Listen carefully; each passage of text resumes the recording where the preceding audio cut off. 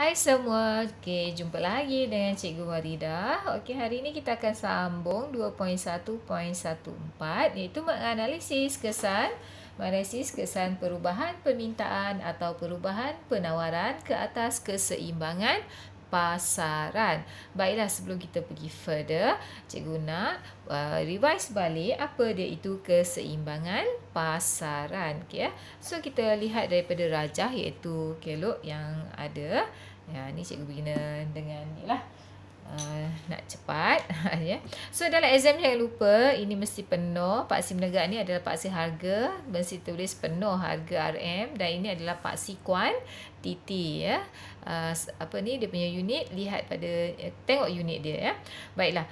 Ini adalah kelok penawaran dan ini adalah kelok permintaan. Yang bersilang, ini adalah keseimbangan dicapai. Iaitu pada harga keseimbangan iaitu PE dan kuantiti keseimbangan iaitu QE. Okey, boleh ingat lagi kan? Baiklah, sebelum kita pergi seterusnya, perubahan permintaan dan perubahan penawaran. So, cikgu akan tunjuk dulu perubahan permintaan. Ingat lagi tak faktor-faktor perubahan permintaan? Okey, kita revise sedikit. Faktor penentu permintaan ada 8 ya. Pertama, harga barang itu. Kedua, harga barang pengganti. Ketiga, harga barang penggenap. Kemudian, keempat, pendapatan individu. Kelima, cita rasa. 6 adalah musim, 7 jangkaan harga pada masa depan dan ke-8 adalah dasar kerajaan iaitu cukai. Jadi faktor-faktor ini akan menyebabkan perubahan dalam permintaan iaitu faktor nombor 2 hingga nombor 8. Okay, ya.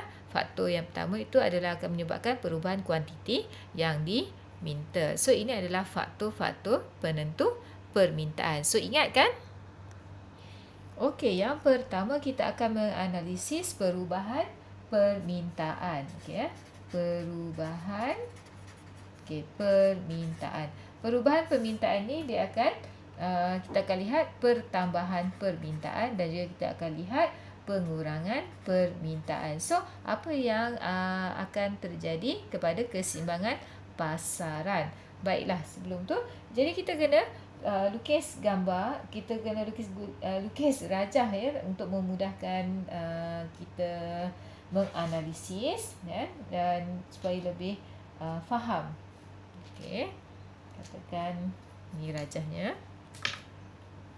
Okey, ni paksi apa? Paksi menegak ini adalah paksi harga. Okey ya. RM. Okey, dan paksi mendata ini adalah paksi kuantiti. Ya. Okey, kita buat unit lah. Contoh lah ya. Dan ini adalah kelok penawaran. Ya. Dan ini adalah kelok permintaan. Ditanda DD. Baik ya. Okey ya. Dan ini apa dia? Ya, bagus ya. Ini adalah equilibrium ataupun titik keseimbangan pada harga keseimbangan dan juga pada kuantiti keseimbangan. Katakan ini adalah keseimbangan yang asal, keseimbangan penawaran yang asal. Origin jangan lupa. So, cikgu letakkan kosong lah. Semua senang. Ya. So, kita nak lihat perubahan. Jadi, kita nak tengok ke mana dia akan pergi. Boleh? Baik, ingat tadi cikgu dah tunjukkan tentang faktor-faktor penentu permintaan. Jadinya di sini okey, kita ambil satu faktor ya. Katakan kita ambil pendapatan individu. Ya. Pendapatan individu meningkat. Jadi kita analisis ya. Pendapatan individu. Okey, katakan pendapatan individu itu meningkat. Apa yang berlaku terhadap permintaan? Ya. Yes, permintaan juga akan meningkat. Okey, ini adalah faktor yang nombor 2 hingga nombor 8. Jadi, kelok akan beralih ke mana? Beralih ke kanan. Okey ya. Kita guna ni. Okey, nampak? Ya, dan kita tandakan B1. Cikgu tak straight ya. Sebab just freehand. Baiklah. So, nampak apabila dekat sini, apa yang kita nampak sekarang adalah di mana persilangan yang baru? Adakah di sini? Tak, ya. Persamaan yang baru berlaku di sini. Jadi tandakan di sini E1. Okay, ya. So, harga keseimbangan yang baru di mana? Ya, di sini. Kita tandakan P1. Kuantiti keseimbangan yang baru yang bersilang ini adalah kuantiti keseimbangan yang baru. Ya. So, apa yang kita boleh katakan ialah apabila pendapatan individu meningkat, maka permintaan akan meningkat dan kelok beralih ke kanan. Ya. Okay. Permintaan individu meningkat, pendapatan individu meningkat, maka permintaan meningkat. Jadi apa kita boleh tengok lagi adalah kelok beralih ke mana? Beralih ke kanan. Okey, nampak situ ya. Titik keseimbangan yang baru, so kita cerita, kita analisis ya. Titik keseimbangan, so kita analisis. Baru dicapai pada titik mana? Kita dah buat kan? Pada titik E1. E1. Iaitu apabila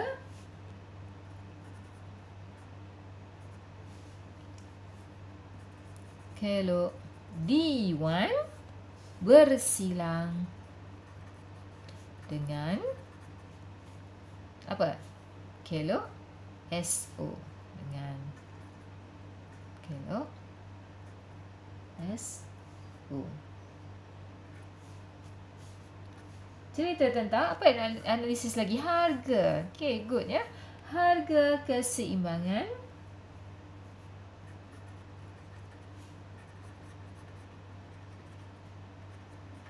kita boleh katakan adalah meningkat. Harga meningkat.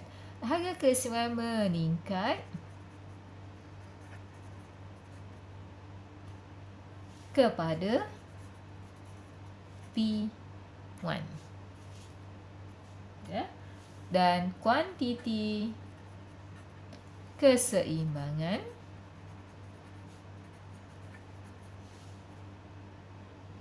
meningkat. Meningkat ya. Ni kita analisis. Meningkat ke mana? Q1. Okey, yang tu jelas ya. Okey, yang ini adalah contoh apabila perubahan itu meningkat ya, berlaku pertambahan dalam permintaan ya. Ini contoh. Kita boleh guna juga faktor yang lain, contoh cita rasa. Okey, apa yang menyebabkan keluk beralih ke kanan? Oh, cita rasa pengguna gemar makan telur. So, cita rasa terhadap telur itu meningkat, maka permintaan terhadap telur akan meningkat, maka keluk permintaan akan beralih ke kanan. Apabila beralih ke kanan, maka keseimbangan yang terbaru dicapai pada E1 apabila keluk permintaan yang baru bersilang dengan keluk penawaran yang ada. Okey ya, di sini. Dan kita ceritakan analisis pula tentang dia punya harga keseimbangan yang baru meningkat. Ini adalah jika faktor yang menyebabkan perubahan permintaan yang mengakibatkan pertambahan dalam permintaan. Baiklah, yang kedua, cikgu akan share pula jika berlaku pengurangan permintaan. Bila berlaku pengurangan permintaan? Sekiranya faktor-faktor yang penentu permintaan itu akan menyebabkan ya pengurangan dalam permintaan. Jadi keluk akan beralih ke kiri. Okay. As example, kita ambil pendapatan individu juga ya. Contoh pendapatan individu. Sekejap ya, cikgu tambah.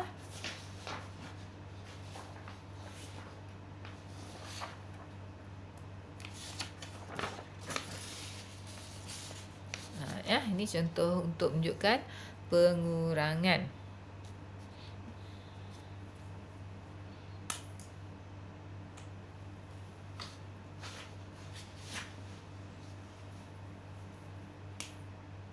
Okey, contohnya kita ambil juga pendapatan Sekarang ni keadaan kedua, situasi kedua, pendapatan individu berkurangan.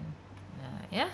Jika pendapatan individu berkurangan, so permintaan akan menurun lah, sebab orang dah kurang pendapatan. So nak membeli pun berkurang, kuasa beli pun akan berkurang, ya. Maka keluk akan beralih ke mana? Ya, kalau berkurang, kita lihat di sini. Ya. So keluk apa yang terlibat adalah keluk permintaan, ya. Jadi keluk permintaan yang ini. Jadi sini yang baru, ya. Keluk akan beralih ke kiri.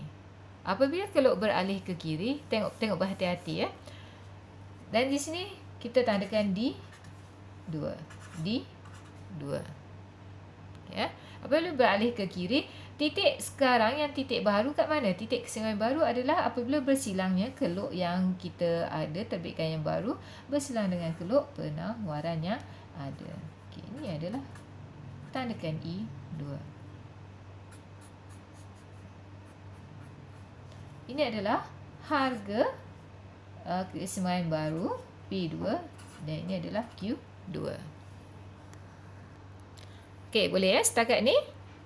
Okey.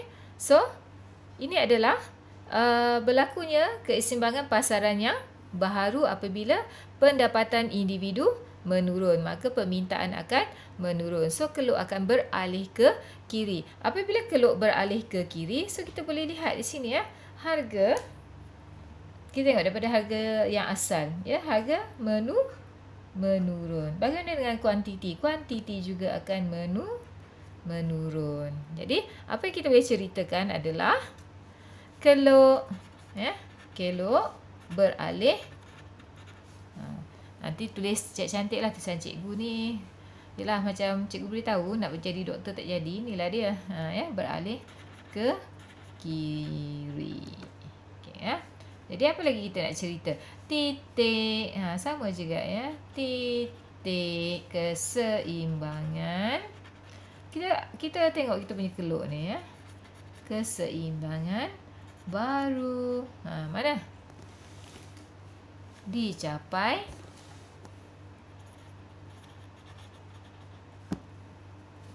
pada titik mana kita buat? Titik E2, ya. Ceritalah apabila D berapa? D2 bersilang dengan keluk SO. So, kita ceritakan tentang harga keseimbangan. So, harga keseimbangan menurun daripada PO kepada P2. Manakala kuantiti keseimbangan juga menurun dari QO dan sekarang adalah Q2. Ya, so ceritalah. Ya, boleh? Setakat tu. Sekarang kita sambung dengan perubahan penawaran pula. Boleh? Tadi perubahan permintaan, ya, perubahan penawaran. Sama juga kita akan analisis jika berlaku pertambahan, ya, pertambahan penawaran dan juga berlaku pengurangan ataupun berlaku pengurangan penawaran. Kita akan analisis dua keadaan ini pula, ya. Okey, sama juga sebelum tu kena pastikanlah ingat tentang ni adalah keluk keseimbangan pasaran. Boleh? Okey, ya. Jadi sebelum untuk nak menganalisis, kena tahu juga faktor yang akan menjadikan penawaran itu berubah, ya, ataupun perubahan penawaran. Ingat lagi? Okey, ni dia faktor penentu penawaran, ada 6, ya. Okey, yang pertama harga barang itu, kedua harga faktor pengeluaran iaitu BTMU, cuaca, ya. Keempat, dasar kerajaan, kelima, jangkaan harga pada masa depan dan keenam adalah matlamat pengeluar. Ingat kan? Okey, kita nak kaji tentang nak menganalisis perubahan penawaran, ya, kesan perubahan penawaran ke atas keseimbangan pasaran. Macam biasa kita akan lukis keluk pasaran, ya. Okey, ni Pak Sim Negak ni adalah harga kuantiti. Dalam exam tulis penuh, cikgu nak cepat, biasa Ini origin. Kemudian ya, ni adalah SS, ni adalah D. Okey, sebab ni faktor kelok yang asal. Jadi semua ni kita tandakan di cuma tandakan kosong ya. Okey, ini adalah harga yang asal. Ni kuantiti keseimbangan yang asal. Ni yang tengah ni ya, yang asal. Okey, kita bagian satu contoh, katakan kos pengeluaran ya. Kita nak lihat perubahan penawaran, kita ambil satu ya. Iaitu katakan kos pengeluaran. Kos pengeluaran. Okey, kita ceritakan kos pengeluaran apa dia?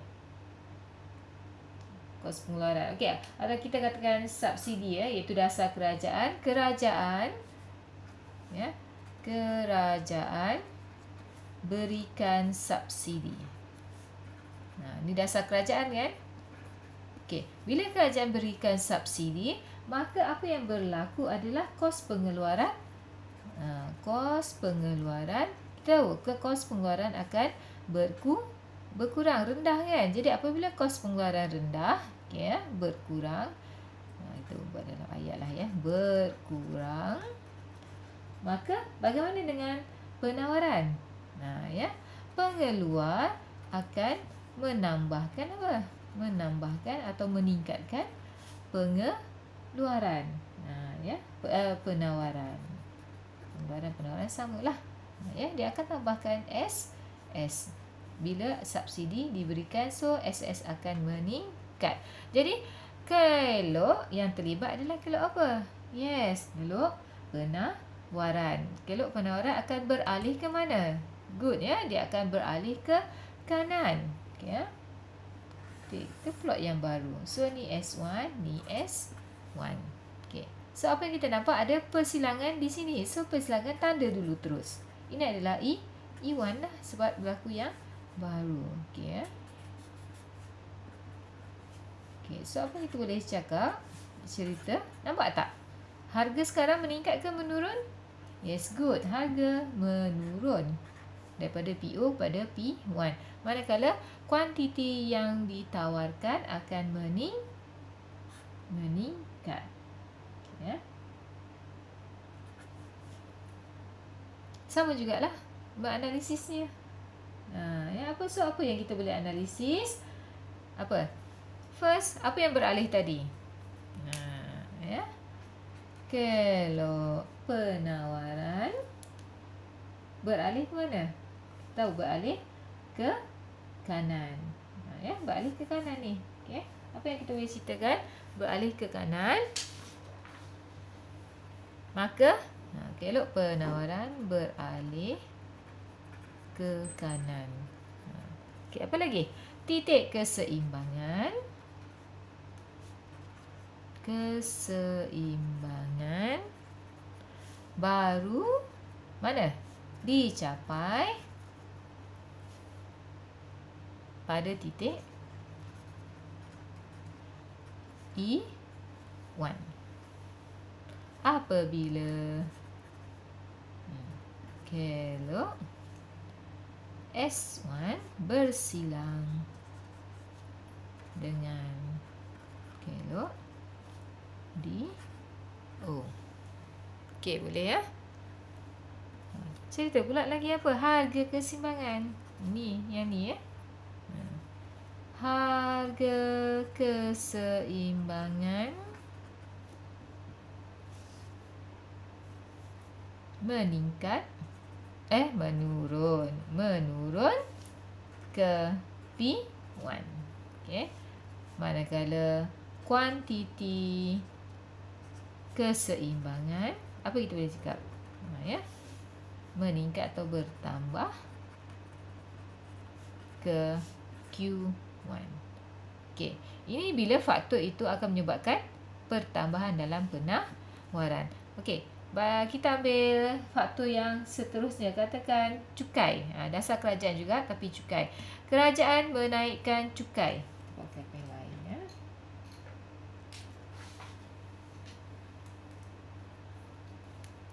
Okey, situasi kedua, kerajaan naikkan cukai. So, bila kerajaan naikkan cukai, what happen pada penawaran? Penawaran akan berkurang. Ya, penawaran akan berkurang. So, penawaran, kelok itu akan beralih ke mana? Yes, good. Akan beralih ke kiri. Kelok penawaran, dia akan beralih ke kiri. Ini yang baru. Okay. S, kita tak ada S2. So, kita gunakan plot yang sama. Okay, ini keseimbangan baru, E2. Okey, ini harga keseimbangan yang baru, P2, dan kuantiti keseimbangan yang baru, Q2. Okey, boleh? Dari sini boleh cerita? Ni, boleh analisis? Okey, dah boleh ya. Okey, good. So, kerajaan naikkan cukai, so penawaran akan berkurangan. So, keluk akan beralih ke kiri. Bila berkurangan, so apa kita boleh cerita? First, kita ceritalah. Sebab kita buat apa tadi? Kelok beralih ke kiri. Lepas kelok beralih ke kiri, kita kaji pula dia punya titik keseimbangan baru. Okey, cerita ya. Titik keseimbangan baru dicapai pada E2, iaitu apabila S2 bersilang, kelok S2 bersilang dengan kelok di kosong. Ya, harga keseimbangan baru meningkat. Ya, meningkatlah ni daripada yang asal ni, yang asal di sini ya. Meningkat dari PO ke P2, manakala keseimbangan kuantiti yang baru berkurang, ya, berkurang daripada QO ke Q2. Okey, boleh ya? Jelas di situ? Mudah kan?